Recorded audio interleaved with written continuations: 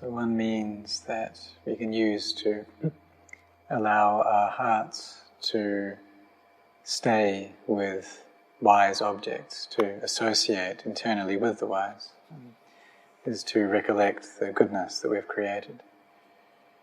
So the Buddha taught asevana japalanan, so not associating with fools, to associate with the wise and to honor those worthy of honor.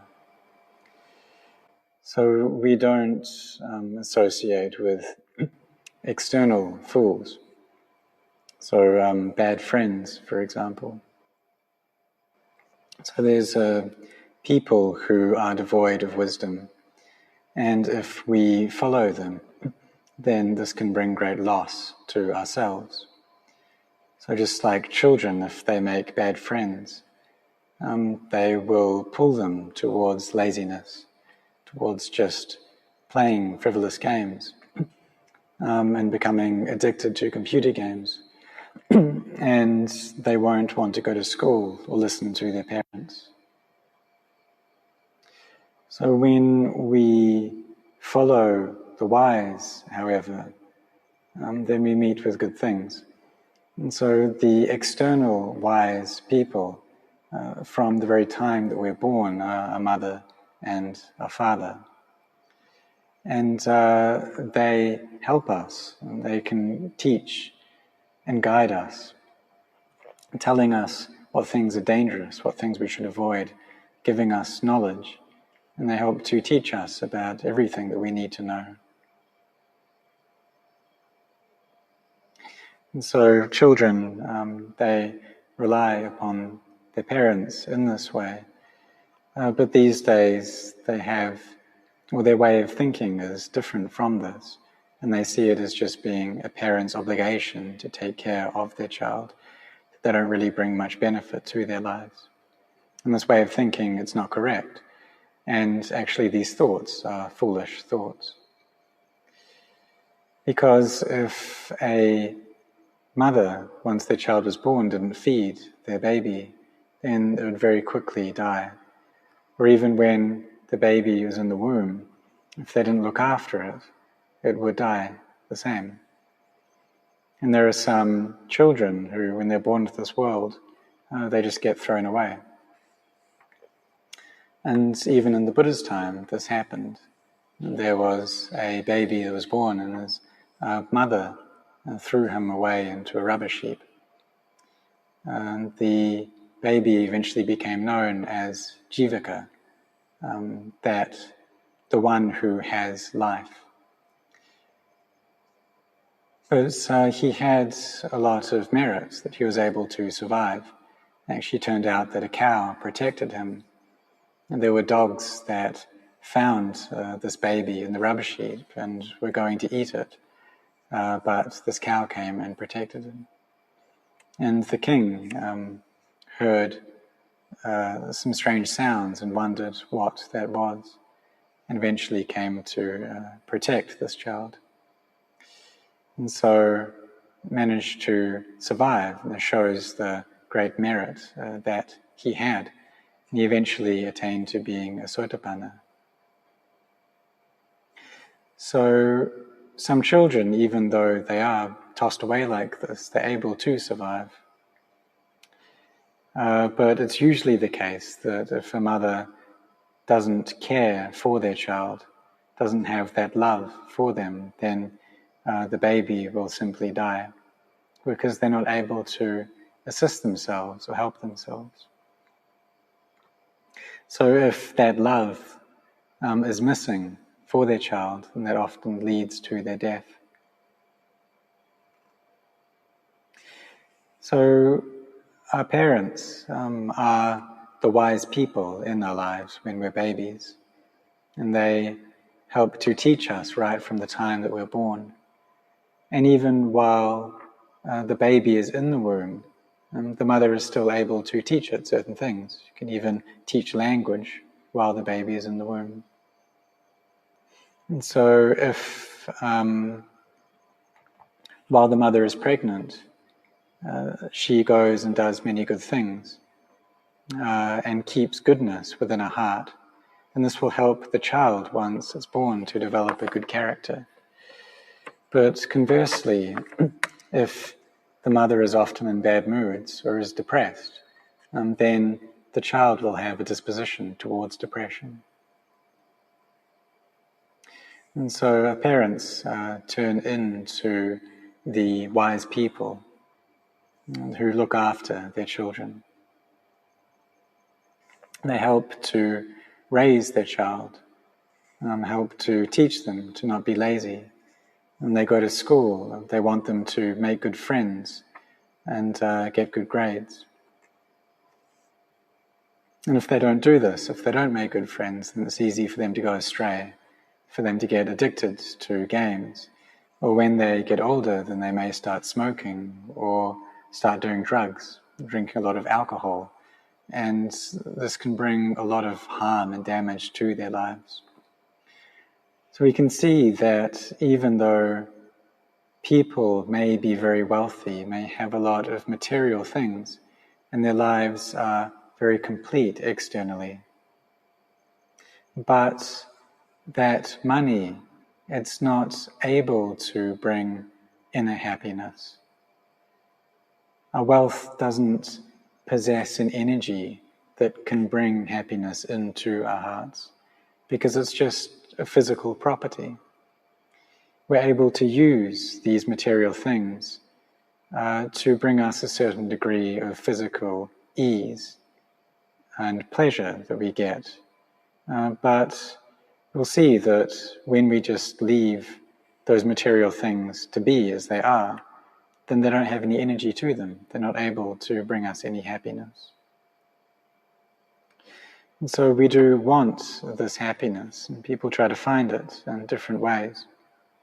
If they meet with bad friends, then they may try to make money in very unwholesome ways. So initially their friends may invite them to take drugs with them, then eventually they may start selling those drugs. If they do that, then there's a good chance that they may get caught and they'll end up in jail. When they're in jail, then their friends just abandon them because they are afraid that if they go to visit their friends, then the police might catch them as well. So in the end, it's just their mother and father who care for them, who come to visit them. And initially, they were interested in this money, which led them to sell these drugs. And it's their friends that took them to do this. But when they're in a really hard spot, their friends disappear. So for many people, when they're in this position, it's easy for them to recollect the goodness of their mothers and fathers, that it's really apparent to them at that time, when they're in jail and they're the only people who come to visit them. And they come every single day. So they can gain an understanding of the Dhamma through that, and gain an inkling of the goodness, of the care that their parents have for them. Even though they're going through a lot of suffering, still their parents come to help them. But their friends have all disappeared. So having good friends, associating with good people, is very important because they assist us in doing good deeds. And it's important for children to make good friends as well. It's especially so if they go to study overseas, because there are a lot of people and a lot of students overseas who drink much alcohol, and they'll just get invited to do that as well. And those young people who practice the Dhamma, who keep the precepts, are very few. So if there's a group of 20 friends and 19 of them drink alcohol, then it's natural that they're going to try to invite the other one to drink along with them, because that's just the nature of the mind, of the spirit that likes to become intoxicated, is that it tries to draw others in as well. And so they're actually spirits or ghosts who are kind of alcoholic ghosts, and they like to draw other people into this state as well. And so they find the opportunity, and they have a kind of special influence over those people who are drunk. So if we meet with wise people and we stay close to them, then they'll help us to seek out good things. But if we are with foolish people, then they'll take us towards harm. And so the fools are those who are gangsters, and those who like to go out on town during the night, and those who drink alcohol, and those who gamble. So they can, or they will, try to invite us to do these things as well. They can try to coerce us to steal things and to break the precepts in many ways. In the end, however, with these friends, they'll just leave us. So therefore, we need to be wise about this. We need to gain knowledge and select our friends. So just like a mother and a father, they try to teach their children, try to bring them towards good things. So with fools, there are both external fools and inner fools. And when the mind is in a foolish state, we need to be very cautious about it. So it's natural for us when we live our lives in society that we'll try to find people to be with, we'll try to find friends. And otherwise we can get very lonely. And for myself, when during one of the early years as a monk, when I was at Wat Marp my mind was quite dependent upon Luang Por. And all of the monks there had great respect for Luang Por. We'd like to recollect him. Whenever we thought about him, we'd feel inner warmth. There was one day when he went off to a branch monastery, and the monastery suddenly felt very quiet and lonely. And when the sun started setting, then there was a very secluded and lonely atmosphere. There was even some animals that were calling out, and it made the whole forest feel very lonely. So Luang Por, he had a special energy to him. And when he was in the monastery, you could really feel that. But also when he left, you could feel the absence. So when I was feeling like this, feeling kind of down and lonely, I walked out of my hut and I saw a sign on a tree. And the sign said that even though the people in your life may be with you now, in not long they'll be dead. So this brought me to recollect death, and wisdom could come up. My mind went into a place of stillness and peace, and I was able to overcome this emotion of loneliness and depression. So we do need friends, and oftentimes if we go to a lonely place, to a secluded place, then we can feel quite strange. So there was one time that I went to stay by a river in quite a secluded spot, and there was a very weird atmosphere to that place, and I felt lonely there. But then I started to chant the Patimokkha, and I was able to gain mindfulness, and the heart was able to overcome this emotion. I could experience inner peace. So our minds do need something that they can depend on, that they can use to bring up mindfulness. So we do need an object of recollection, an object to keep our minds firm and stable. So we can see that the warmth that we have between people is very important. So just like with a mother and father and their child and staying in a house, then there's a feeling of warmth there. And then that place, that home, that province will have a special meaning for their child, even if they leave home. But when they go back to that province, they'll feel a sense of warmth there. But if their parents move to another place, then that doesn't have much meaning to them anymore. So for myself, my mother used to live in Sarapuri province. And so when I went to that province, then there was a special feeling about it. Later on, however, she moved to Bangkok, and I went to Sarapuri, and there just wasn't any meaning, there wasn't any feeling there.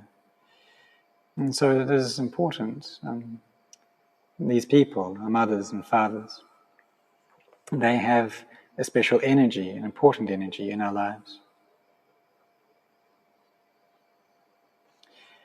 So Venerable Ananda once said to the Buddha that having good friends, being with wise people, is half of the holy life.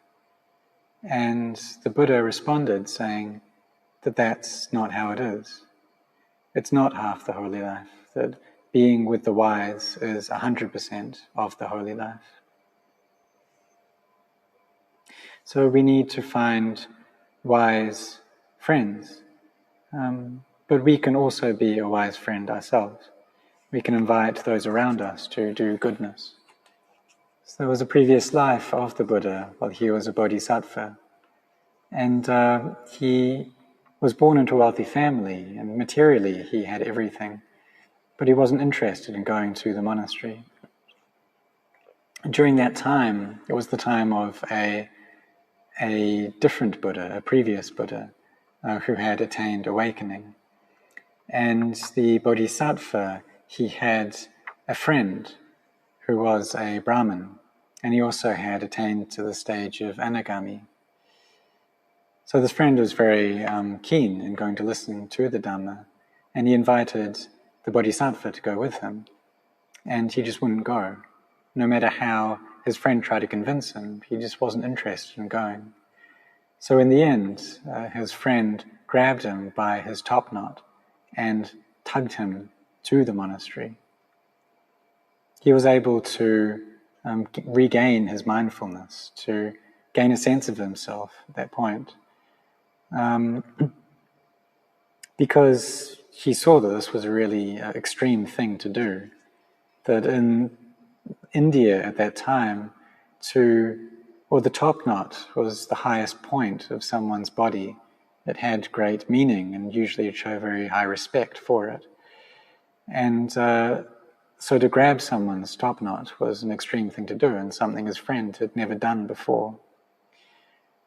So through this, he was able to gain a sense of himself, and he went to listen to the Dhamma, and then he ordained. His friend, however, didn't ordain because he had to take care of his parents, that both his mother and his father were blind. So there's great goodness that comes from associating with wise people, that they take us towards good things. They encourage us to be generous, to make merit, to use our time well.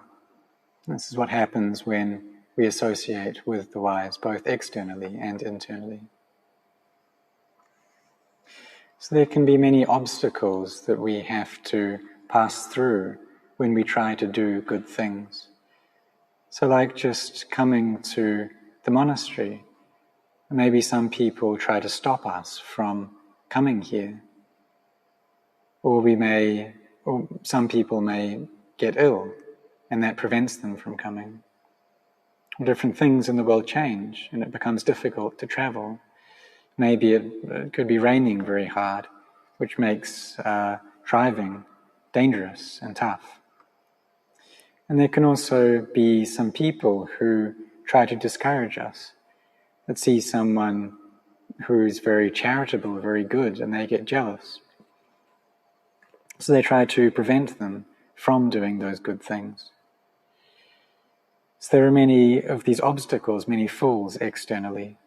But if our hearts have enough energy, then we're able to overcome these. Even though there are all these obstructions, we find that the goodness and the merit that we do, it's truly ours, it belongs to us. This merit that we create through generosity, through keeping the precepts, and through the cultivation of the heart. If we can pass over the obstacles to these things, then our hearts will gain a brightness. And this brightness turns them into devas, right here in the present moment. And then when the body dies, then we go to a celestial place. And so this is important, the goodness we create. And it's also important for us to understand that the mind isn't destroyed at death. Even though it still arises and ceases, but it doesn't become destroyed.